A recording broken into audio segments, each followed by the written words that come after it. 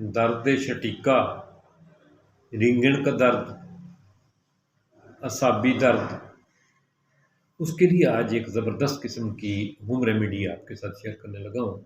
معمولی سا خرچہ کریں گے، انشاءاللہ بہت زبردست صحت پائیں گے۔ یہ ایک چھوٹا سا قہوہ آپ کے ساتھ شیئر کرنے لگا ہوں۔ یہ قہوہ آپ استعمال کریں گے، انشاءاللہ تعالی آپ صرف 2 دن میں بہتر ہو جائیں گے۔ اس کو بنانے کا طریقہ توجہ سے سننا، اور ساتھ کھانے کی ایک چیز بتاتا ہوں، وہ استعمال کرنا، انشاءاللہ تعالی آپ کو فائدہ ہوگا۔ آزما کر دیکھیں، کوئی لمبے چوڑے خرچے والی بات نہیں ہے۔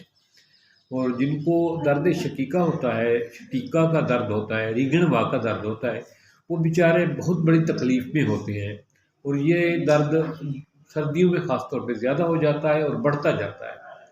اس کے لیے آپ نے لینا کیا ہے؟ آپ نے تھوڑی سی اجوائن لینی ہے، ایک لہسن کا جوا لینا ہے، اور ادرک کا ایک ٹکڑا لینا ہے۔ ان تینوں چیزوں کا آپ نے قہوہ بنانا ہے، اور اس قہوے میں شہد ملا لیں۔ اگر شوگر کا ایشو نہیں ہے تو شہد کی مقدار تھوڑی سی اچھی رکھ لیں، مطلب میٹھا سا ہی ہونا چاہیے۔ اگر شوگر کا مسئلہ ہے تو پھر معمولی سا میٹھا رکھیں، وہ بھی معمولی سا۔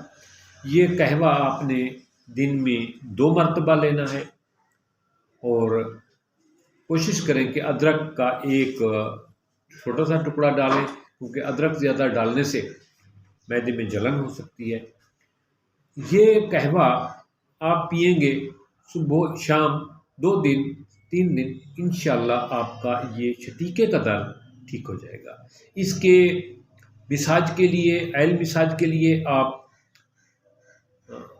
لہسن اور تل کا تیل، لہسن کا تیل مل جاتا ہے اور تل کا تیل لے کر، لہسن کا تیل پنساری کی دکان سے مل جاتا ہے، تل کا تیل بھی مل جاتا ہے، ان دونوں کو ملا کر ہلکا سا اس جگہ پہ مساج کریں، اس سے بھی آپ کو فائدہ ہوگا۔